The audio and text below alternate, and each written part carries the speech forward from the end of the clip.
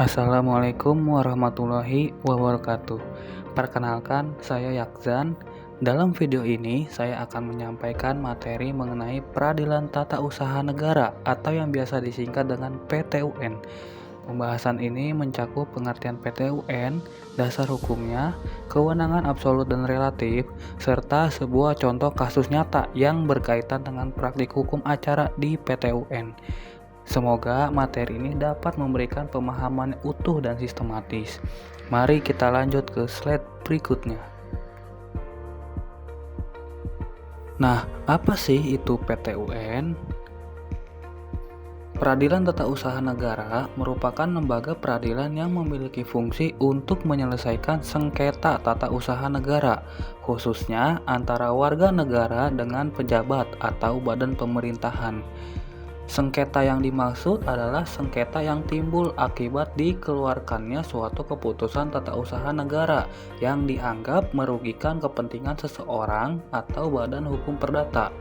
Keputusan tersebut harus bersifat konkret, individual, dan final, serta menimbulkan akibat hukum bagi pihak yang bersangkutan. Artinya, PTUN hanya berwenang menangani perkara administratif yang telah selesai dan memberikan dampak nyata secara hukum kepada individu tertentu. Apa saja dasar hukum PTUN? Nah, dasar hukum pelaksanaan kewenangan PTUN diatur dalam beberapa peraturan perundang-undangan.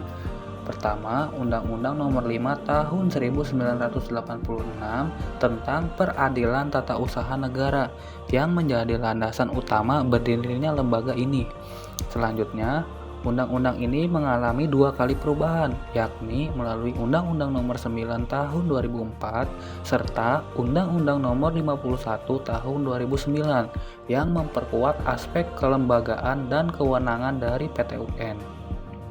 Selain itu, secara konstitusional, keberadaan PTUN juga dijamin dalam Pasal 24 Undang-Undang Dasar Negara Republik Indonesia tahun 1945 yang menyatakan bahwa kekuasaan kehakiman dilaksanakan oleh Mahkamah Agung dan badan peradilan di bawahnya.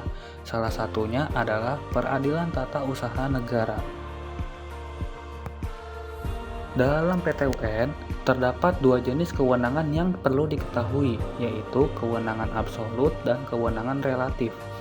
Kewenangan absolut mengacu pada jenis perkara apa yang menjadi ranah peradilan PTUN.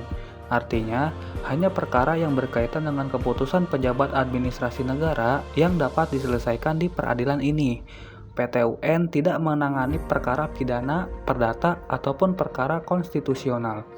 Sementara itu, kewenangan relatif berkaitan dengan wilayah yurisdiksi. Dalam hal ini, gugatan diajukan ke pengadilan yang berwenang berdasarkan domisili tergugat atau tempat terbitnya keputusan yang disengketakan. Dengan memahami 2 jenis kewenangan ini, kita bisa menentukan apakah suatu kasus memang layak diajukan ke PTUN dan ke pengadilan mana gugatan tersebut seharusnya ditujukan.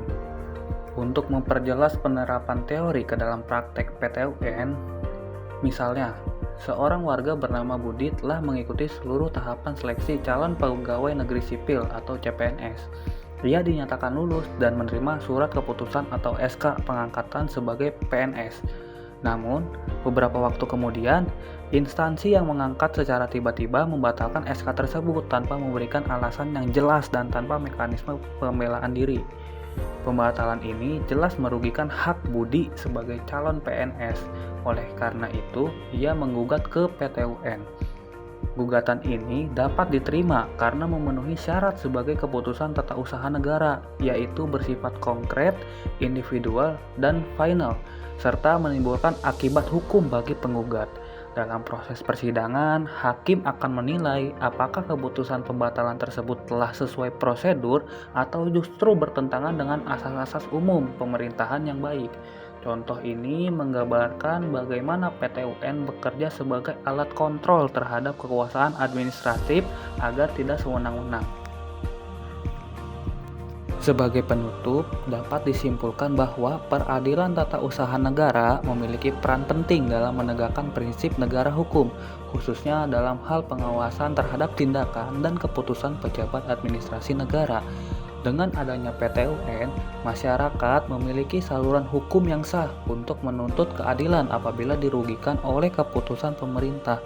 Melalui dasar hukum yang kuat, kewenangan yang jelas, serta mekanisme yang terstruktur, PT UN menjadi bagian penting dalam sistem peradilan di Indonesia. Demikian yang dapat saya sampaikan.